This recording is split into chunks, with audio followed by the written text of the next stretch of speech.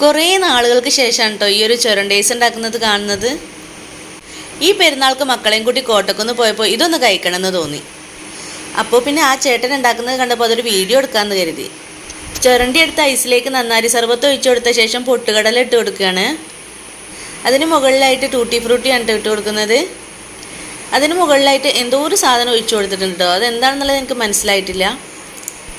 പിസ്തയുടെയും സ്ട്രോബെറിയുടെയും crush ആണെന്നാണ് എനിക്ക് തോന്നുന്നത്. അതിന് മുകളിൽ വീണ്ടും നന്നാരി സർബത്ത് ഒഴിച്ചു കൊടുത്തിട്ടുണ്ട് കേട്ടോ. അങ്ങനെ 2 ടീസ്പൂണും കൂടി കുത്തി കൊടുത്തിട്ട് ഇങ്ങോട്ട് തന്നിട്ടുണ്ട്. അങ്ങനെ ഇതെല്ലാം കൂടി നന്നായിട്ടൊന്ന് മിക്സ് ചെയ്ത് കഴിച്ച് നോക്കിയപ്പോൾ വല്ലാത്തൊരു ടേസ്റ്റ് ആയിരുന്നു കേട്ടോ.